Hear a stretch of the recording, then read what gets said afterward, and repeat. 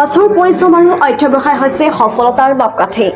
দহৰ ভাল চিন্তা কৰাজনৰ বাবে ঈশ্বৰৰ কৃপা দৃষ্টি সদায় বিৰাজমান। তাৰে উদাহৰণ কামৰূপ জিলাৰ এগৰাকী যুৱ সমাজকৰ্মী তথা ব্যৱসায়ী কেশৱ কলিতা।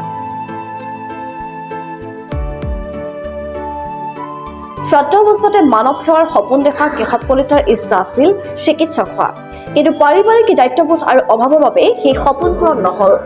যেনে তেনে দুবেলা দুমুঠি যোগাৰ কৰা পৰিয়ালটোৰ দায়িত্ব মূৰ পাতি লৈছিল কেশৱ কলিতাই। এখন ফেব্ৰিকেশ্যন ৱৰ্কশ্বপ আৰম্ভ কৰিছিল কোনোমতে। তাৰ পিছতে ভাগ্যৰ চকৰি ঘূৰিবলৈ লৈছিল কেশৱ কলিতাৰ। সমান্তৰালকৈ চুবুৰীয়া আত্মজনৰ বিপদৰ সময়তে যথাসাধ্য সহায় সহযোগিতাৰ হাত আগবঢ়াইছিল কেশৱে। এইগৰাকী কেশৱ কলিতাই লাহে লাহে জড়িত হৈ পৰিছিল সামাজিক অনুষ্ঠান প্ৰতিষ্ঠানৰ সৈতে।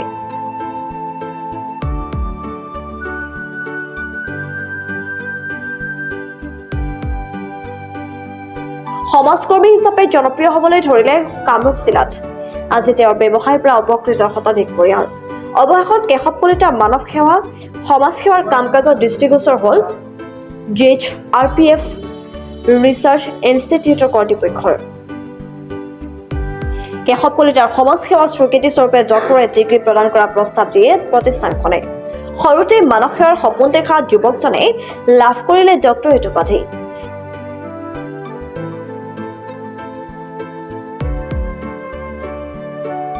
সাহিত্য সভা, কৰ্মচাৰী পৰিষদ, অসম জাৰ্নেলিষ্ট এণ্ড মিডিয়া ফৰামৰ সৈতে জড়িত কেশৱ কলিতাই উষ্ম আদৰণি জনালে সকলোৱে।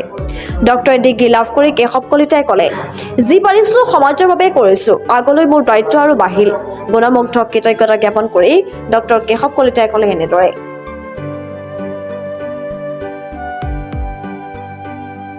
হয়, যোৱা 10 ডিচেম্বৰ 2024 তাৰিখে এছিয়া ডিজিটেল ইউনিভাৰ্চিটিৰ অন্তৰ্গত GHRPF ৰিচাৰ্চ ইউনিভাৰ্চিটি দিল্লী মোক ডক্টৰেট উপাধি প্ৰদান কৰে। আচলতে ডক্টৰেট উপাধি প্ৰদান কৰাৰ আগতে মোক প্ৰায় এমাহমান আগৰ পৰা তেখেতসকলে যোগাযোগত ৰাখিছিলে। মোৰ পৰা বহুত সমল তেখেতসকলে বিচাৰিছিল। তেখেতসকলে কৈছিল যে আপুনি সমাজৰ বহু ক্ষেত্ৰত আগভাগ লোৱা আমি জানিবলৈ পাইছোঁ, সেই আপোনাৰ তাত কি সমল আছে আমাক যোগান ধৰিব লাগে। তাৰপিছত মই বিভিন্ন মাধ্যমৰ জৰিয়তে মই সমলসমূহ যোগান ধৰোঁ আৰু 10 ডিচেম্বৰৰ 3 দিনমান আগতে মোক তেখেতসকলে ফোনেৰে জনায় যে আপোনাক ডক্টৰেট ডিগ্ৰী প্ৰদান কৰাৰ বাবে নিমন্ত্ৰণী পত্ৰ পঠোৱা হৈছে বা নিৰ্বাচিত কৰা হৈছে, আপুনি 10 ডিচেম্বৰত দিল্লীত আহিব লাগে। আৰু সেই উদ্দেশ্য আগত ৰাখি মই 9 ডিচেম্বৰতেই দিল্লীলৈ গৈছিলোঁ আৰু 10 ডিচেম্বৰৰ ৰাতিপুৱাই এটি ধুনীয়া দিল্লীস্থিত প্ৰেক্ষাগৃহত ভাৰতবৰ্ষৰ 10গৰাকী ব্যক্তিক আচলতে ডক্টৰেট ডিগ্ৰী প্ৰদান কৰে সমাজৰ বিভিন্ন দিশত আগবঢ়োৱা অৰিহণাৰ বাবে। আৰু মোকো সেই তাৰ লগত ডক্টৰেট ডিগ্ৰী আচলতে প্ৰদান কৰে।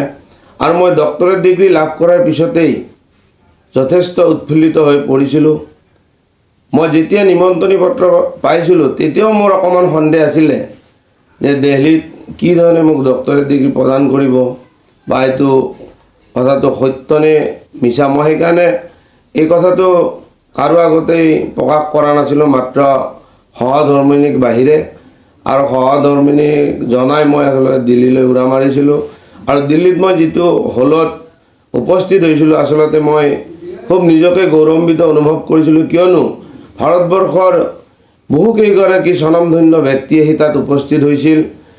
মহাৰাষ্ট্ৰৰ এগৰাকী প্ৰখ্যাত এডভোকেট আৰু বেলুচিস্তানৰ এজন প্ৰসিদ্ধ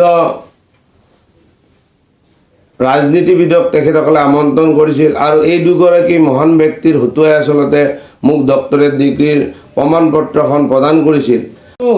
কিয়নো যে মোৰ এতিয়া দায়িত্ব আৰু বাঢ়িল নেকি, মোৰ নিজকে প্ৰশ্ন আহিছিল, কিয়নো সমাজৰ বাবে কাম কৰাৰ কাৰণে আচলতে এই ডক্টৰেট ডিগ্ৰীটো প্ৰদান কৰা হৈছিল। আৰু তাৰ পিছৰ পৰাই মই ভাবিছোঁ যে সমাজত এতিয়া মই আৰু অধিকভাৱে যাতে কাম কৰিব পাৰোঁ বা কাম কৰিব লাগিব তাৰ কাৰণে মোক যিহেতুকে যোগ্য বিবেচিত কৰি এই ডক্টৰেট ডিগ্ৰী প্ৰদান কৰিছে সেইকাৰণে মই বেছি চিন্তিত হৈছিলোঁ আৰু তেতিয়াৰ পৰাই আচলতে মই এটা দিহমন লৈছিলোঁ যেতিয়া মই ঘৰলৈ উভতি আহিছিলোঁ বিভিন্ন অনুষ্ঠান প্ৰতিষ্ঠানে মোক শুভকামনা জ্ঞাপন কৰিবলৈ ঘৰলৈ আহিছিল বা আমন্ত্ৰণ কৰি মোক এই শুভেচ্ছা জ্ঞাপন কৰিছিল আৰু মই তেতিয়া দৃঢ় সংকল্প লৈছিলোঁ যে মই বাচি থকা দিন কেইটালৈ সমাজৰ বাবে মই যিখিনি পাৰোঁ মই সমাজৰ লগত মিলি আচলতে কাম কৰি যোৱাৰ এটা প্ৰাণ লৈছিলোঁ।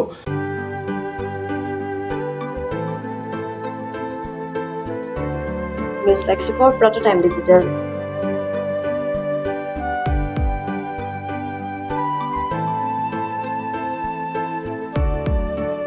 অসমৰ সংবাদ জগতখনৰ বাবে এক সুখবৰ। নৰূপ নহাজেৰে প্ৰায় 30 বছৰীয়া অভিজ্ঞতাপুষ্ট সাপ্তাহিক কবচ পুনৰ এবাৰ ৰাজ্যৰ মাজলৈ।